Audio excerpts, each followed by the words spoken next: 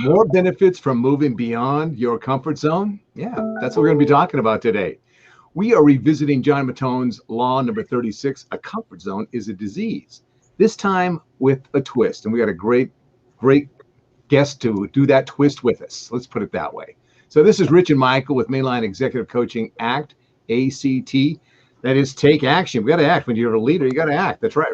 Okay. And it also stands for and cultural transformation. So as a leader, you must act. And as a leader, you must act and put yourself out there.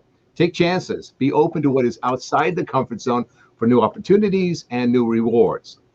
We are happy to have with us today an entrepreneur. This is the first entrepreneur we've actually done here. You know that, Rich? We've done Yes. coaching. Yep. This is the first businessman who knows how to act and get outside that comfort zone. Someone who I have known for many years and admire greatly. Let me introduce to you Al Kline. So we've done a little bit of coaching ourselves, you and I together. Hey, Al, tell us about yourself and your business and where you're from. Sure. Like I mentioned previously in a precursor to our meeting right now, I've had coaching with Maikel dating back almost 15 plus years. And prior to that, probably about 10 years prior to that, I had started an appraisal company called the Appraisal Group. And so I've had my own company now for about 26 years. And when I started it out, to be quite honest, guys, my background in establishing and running a company was pretty limited. I kind of learned on the go. And what I do, my company does real estate appraising. We do residential and commercial property appraising. And, it's like a lot of people think, oh my God, you start a company and then you're going to make a ton of money and everything just kind of falls into place. It doesn't work that way. And it takes over a long period of time. I discovered that there are certain things that you have to learn en route. And at some point, when you finally figure it out, it's like, God bless America. This is perfect. And that's what happened to me. I started out with a company. I had 25, 30 employees, and primarily employees, not using contractors or anything like that. And like I mentioned, the kind of work that I do is real estate appraising. Primarily commercial related. It was about 3 years ago. I decided to simplify not only my business, but my personal life. And that simplification has been tremendous to a point that an office building that I own in Maple Grove, Minnesota, I use it, but I don't necessarily have to be there. What I've done, I've transitioned employees into contractors. And with the advent of the internet and the access to information online, oh my God, I can be in Mexico, I can be in Florida, I can be in Minnesota, I can be at my lake place. Doesn't make any difference. I can run my company. So I've simplified it. I've got like 10 contractors which I use, and the company's never been more profitable. So it's taken me 25 plus years to really hone this company. Now I have it down. And actually, now I have overtures of at least one individual looking to acquire my company. Yeah, I want to talk to you about that towards the end of that. So, Rich, you got a question for Al here. Well, I do. You apparently you had an experience that happened a few years ago that changed your life, and it had something to do with an award that didn't quite go the way that you wanted it to go. Can you tell us a little bit about that? Yeah, it actually dates back into like the early 1990s. In my field, there are two professional designations. One is called an SRA for residential property appraising, and the second one is called an MAI for commercial property appraising. And it's a big deal for both of these. You get any one of these designations, you're well positioned in the industry, you're well respected in the industry. And so to acknowledge when I get the designation, they have like an award type thing in my professional organization. They're probably two or 300 people at this gathering dinner type thing, and they have a dinner and then they introduce the people that are getting the awards. And there were actually several people, and I just happened to follow after an individual who was getting his commercial designation, which is a step up from the residential at that point in time. And oh my God, this guy was so fluent. He was just unbelievable. He charismatic, and he talked for like 5 or 10 minutes straight. And I'm sitting in my chair, and I'm the next one going up. And I'm going, number one, I didn't realize I had to say anything. So I'm watching this, and the individual gets his professional award. And then they call me up. They say, Al Kline, we'd like to give you the SRA professional designation. I walk up to the front. They give me the award. I went to say something, and I froze. I couldn't say a damn thing. I'm not kidding. It was humiliating. It was my family, my friends, 200-300 people in my industry. And it's like my tail between my legs, I go slinking back to my table. And it was just overwhelmingly, it was just a gut feeling when it just like a panic thing. Like I wasn't prepared, and I was definitely out of my comfort zone. So anyway, that for a lot of people, that may have just kept them down to where they were at. But for me, it triggered me to become a good speaker, because I knew in 3 to 4 years down the road, I would be up on that platform again to receive a commercial designation, the MAI, the one that the guy before me got, that type of thing. And so instead of just hunkering back and feeling sorry for myself or whatever, I got on fire. And I did whatever I could do. I joined Toastmasters. I went to Dale Carnegie. I put myself in speaking situations that I never would have done before, and I became better. So the thing is, 3 or 4 years down the road, I qualify for the MAI professional designation. They have another big thing. This time there's like 400 to 500 people. And again, my family, my friends, business acquaintances, and whatever. This time I was prepared. I was prepared by all the work I'd done in the previous 3 to 4 years, but also I practiced in front of a camera. I did, for about 5 or 10 minutes. I practiced every day. So when I walked up there, man, I was on fire. I mean, seriously. And I gave the speech of a lifetime. I mean, it was unbelievable. And after I gave that speech and I sat down, people were coming up to me saying, Al, that was the best speech we've ever heard in the history of giving out designations. And so it just showed I got out of my comfort zone.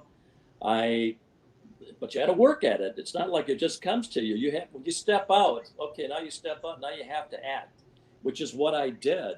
And another thing, one final epilogue to this whole thing is that the individual that actually was the one before me when I first initially froze when I was going to give my speech, about a year ago, he was applying for a job with my company. So it just shows how things turn around over time. This is a great story. It's and I love it because it takes something that just could have been nothing, could have been blah, could have been worse than that. It's like, now I really feel bad about myself. And I think it's that same kind of adventurous, courageous, take it on, let's do it, let's get better at it attitude that you have taken with getting to be a better speaker that you've done throughout your time being a business owner. Let's just keep pushing it. Let's keep moving ahead. Let's keep making things happen. Let's not get complacent about it. I remember talking to you many times on the phone going, I just got to get this done. I just got to get the process right. I got to get the right people in the right place. You were always just like jazzed and ready to go and hammer away at it to make it really happen. That's the kind of stuff we're talking about with business leaders. And that's a great thing. That's a great thing that sometimes, like you said, people just don't realize that kind of deep down dig in tenacity and character that's required to create success. I think that's tremendous. Yeah, you can choose to have just a normal, safe life, or you can risk and possibly fail, and also possibly win beyond your wildest imagination. And so if you don't take that step and take a risk, you'll never know. You'll never know.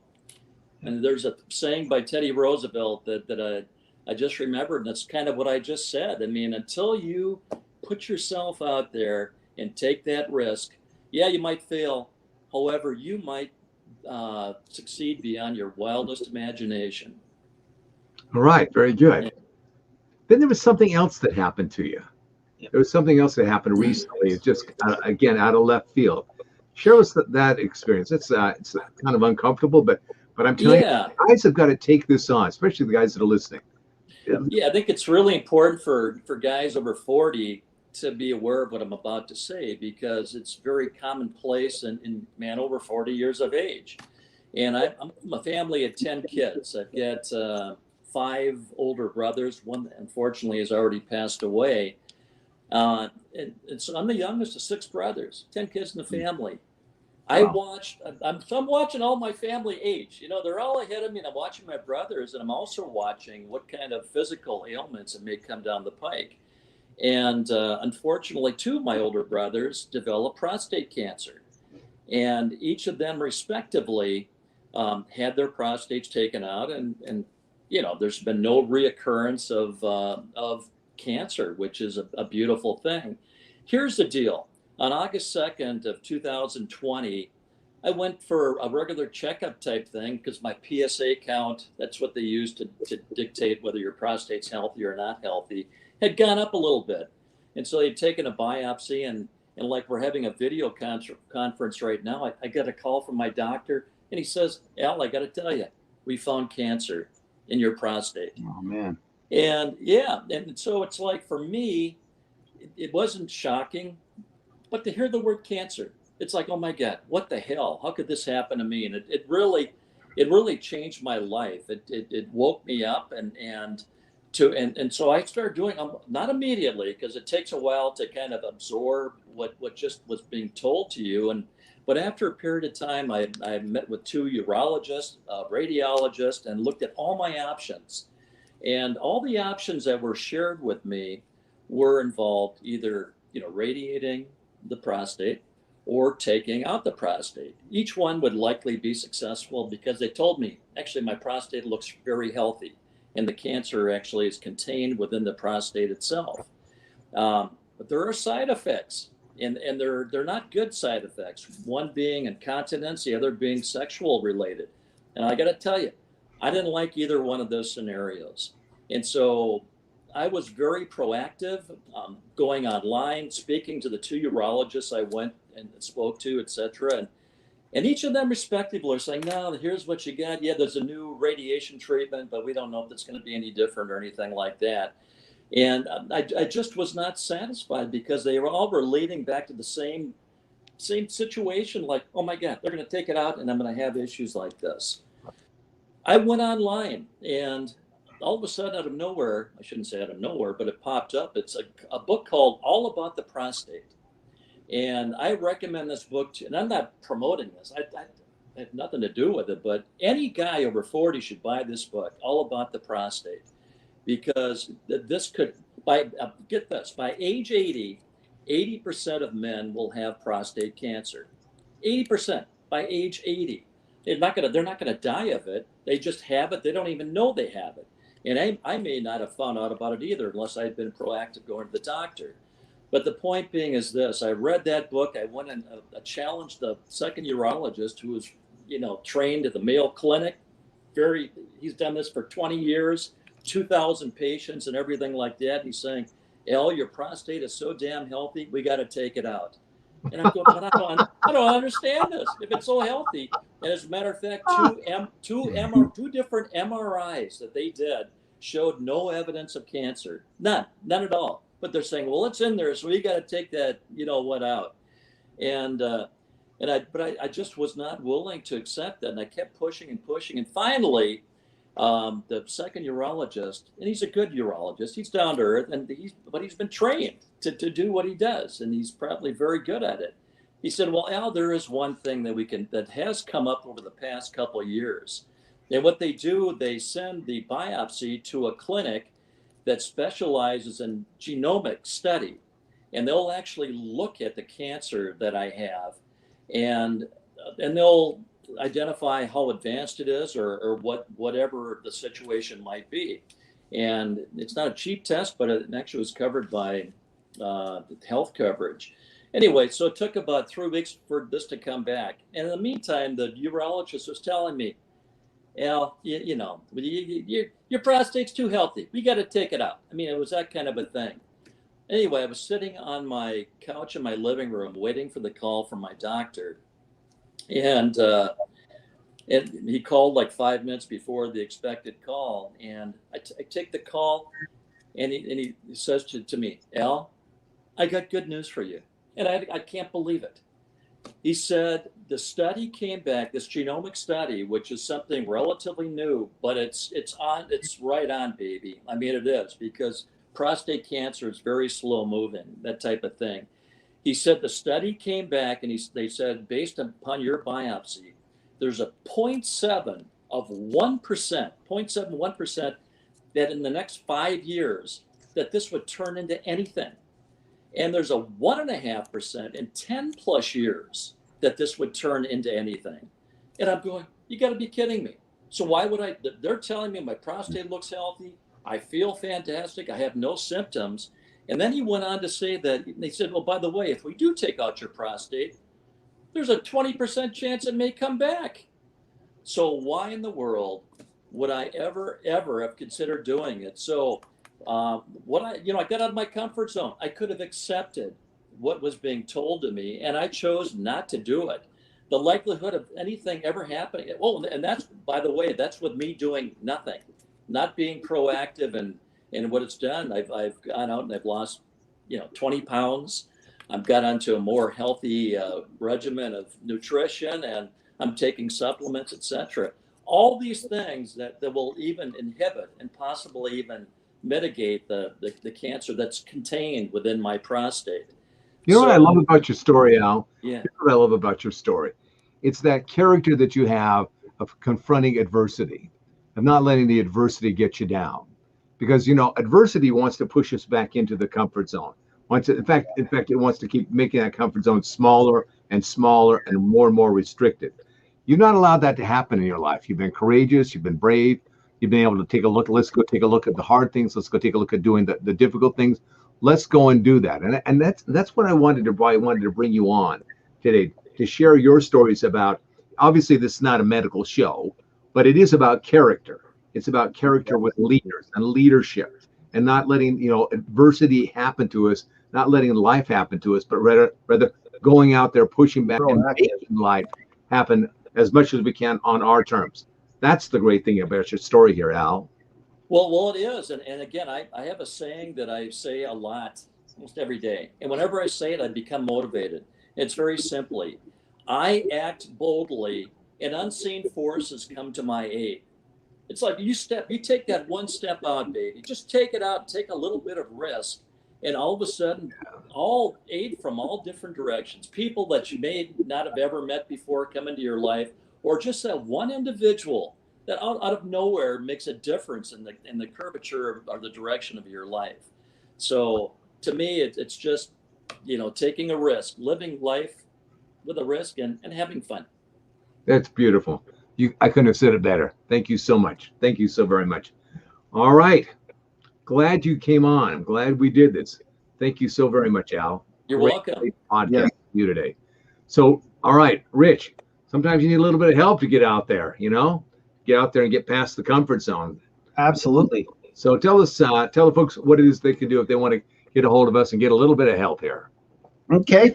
I'm just going to say something first real quick. For all you leaders out there that are listening or will listen to this podcast, if you're sitting in your comfort zone, if you think that everything's going wonderful and you kind of kick back, revenue's happening, you've got great people on your team, I got to tell you that clock's ticking. And if you're sitting in your comfort zone and you're not ready to be, if you're not agile enough, if you're afraid of that change, if you're not using the people around you, you're going to get caught in a hellstorm that is not going to be fun to get out of. And I can tell you, I've seen this time and time again with other leaders. It's happened to me. And this comfort zone that we're talking about, and some of the stories that Al's talked about, is being proactive, being ready to make those changes as it comes.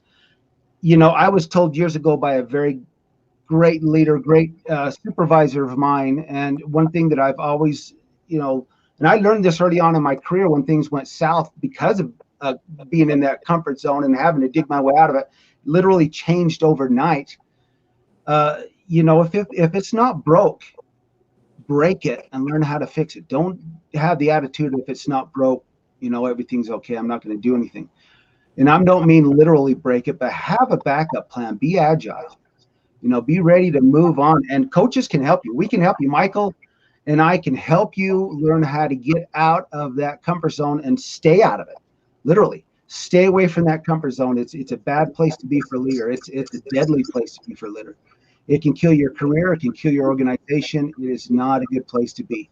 So if you want to find out more about that, hit us up. M. Bailey at intelligentleadershipec.com, R. Barron at intelligentleadershipec.com, and richbarron.intelligentleadershipec.com is our website, which is going to be changing names here real quick, and we'll let you know what that's going to be. But once again, I hope you learned something today. Thank you, Al, very much. Awesome stories and awesome examples from a great leader. And so once again, hope you enjoyed today's show. Thank you and take care. All right. All the best. Thanks, Al.